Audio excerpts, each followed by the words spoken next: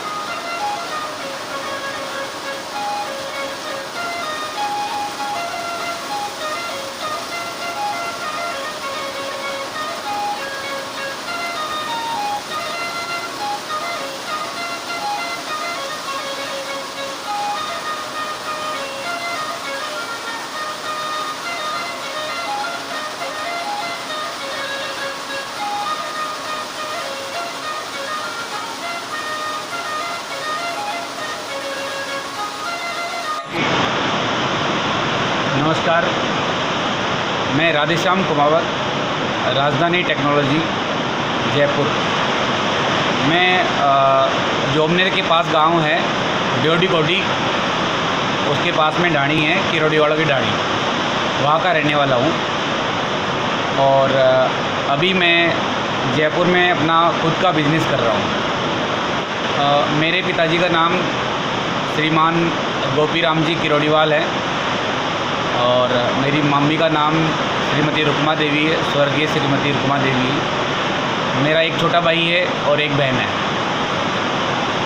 मैं शुरू में गांव में ही पढ़ा, 8वीं तक, फिर 10वीं तक दूसरे शहर में पढ़ा, 12वीं तक दूसरे शहर में पढ़ा, और फिर मैंने जयपुर में महाराजा कॉलेज से बीएससी किया मैथमेटिक्स से। और उसके बाद मैंने अपना कुछ कॉम्पिटिशन्स की तैयारी करने का प्लान किया, लेकिन किसी कारणवश वो नहीं हो पाया। फिर मैंने कुछ पारिवारिक स्थितियाँ ऐसी थी कि कुछ कॉम्पिटिशन्स की तैयारी करना और कुछ आगे की तैयारी करना मेरी परिस्थितियाँ अलाउ नहीं कर रही थी। तो मैंने फिर जॉब भी स्टार्ट किया। तो मैंने कई कंपनियों में स्टार्टिंग में काम किया, वोडाफोन में, मोटोरोला में, रिलायंस में, द मोबाइल स्टोर, किंगस्टन, इन सभी पहले मैं टेलीकॉम लाइन में था। और वहाँ से मैं सर्विस करते करते मेरी एक जो लाइफ की स्ट्रगल है वो मैंने की। और 2008 से मैंने फिर एक अपना खुद का प्रयास किया किसी के साथ में, किसी के सहयोग से मैंने एक अपना खुद का व्यवसाय डालने का कोशिश किया, जो कि कंप्यूटर एम्ब्रॉयडरी मशीन का था। वो हमारा 2008 से 2011 तक चला। फिर हमारी कुछ आपसी मतभेद की वजह से हमें वो छोड़ना पड़ा, और फिर मैं सूरत चला गया। सूरत में मैंने एक कंपनी के अंदर काम किया जो कि कंप्यूटर एम्ब्रॉयडरी मशीन सेल करती है। मैंने उसमें 3-4 साल काम किया, वहाँ मैंने काम को समझा। फिर मैं वापस जयपुर आया।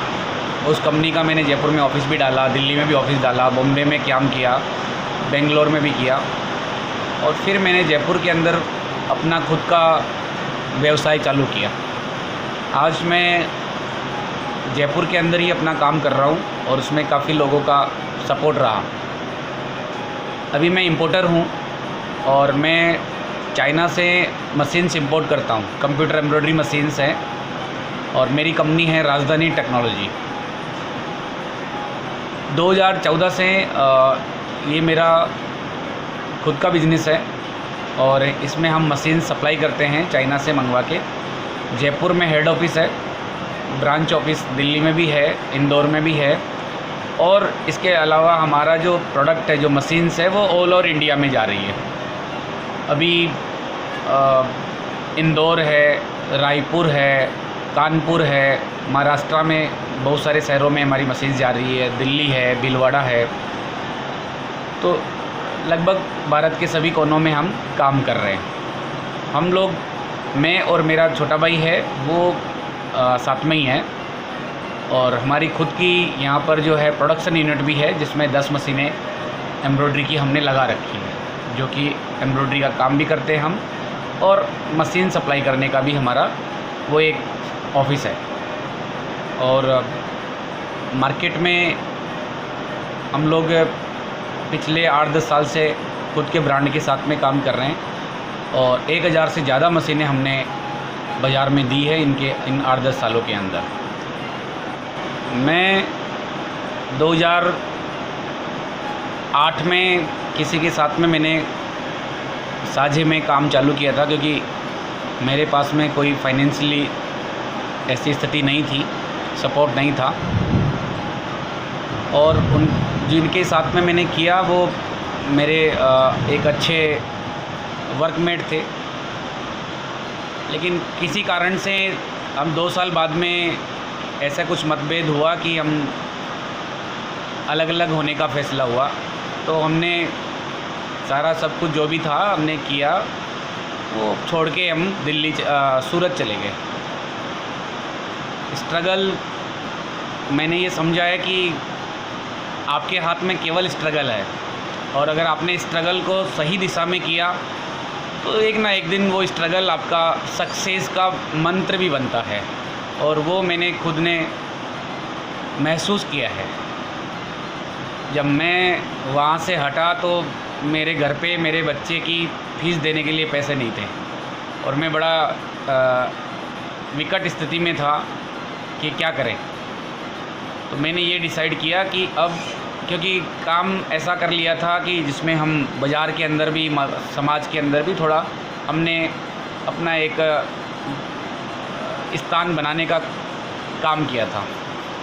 लेकिन अचानक कुछ ऐसा हुआ जो कि हम लोग एक सहन नहीं कर पाना, या बियॉन्ड द एक्सपेक्टेशन हम लोग कभी सोचा नहीं था। तो मेरे पास में मोटरसाइकिल हमने ली थी, हालांकि उसकी किस्तें भी लास्ट में बाउंस हो गई थी, जमा नहीं करा पाए थे हम। और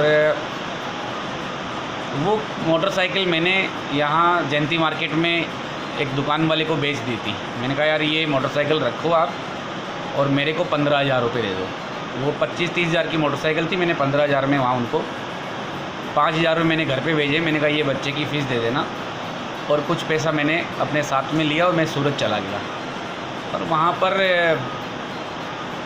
काफ़ी दिन, 10-15 दिन मैं बड़ा डिप्रेशन में भी रहा, और ऐसा लगा जैसे अब दुनिया लगभग ख़त्म सी हो गई है। ऐसा कुछ चांस दिखा नहीं मुझे कि कुछ वापस से रिवाइव कर सकते हैं। लेकिन फिर जैसे समय बीता, कुछ चीज़ें जो है वो साफ साफ दिखने लगी कि नहीं, अब ऐसा कुछ करने से होगा नहीं, क्योंकि मैं शादीशुदा था और 3 बच्चे हैं मेरे। तो वो सब का हमने फिर ध्यान में किया, तो फिर से एक बार उम्मीद बढ़ी, और मैं एक साइबर कैफ़े में गया। वहाँ जाके मैंने जॉब सर्च किया।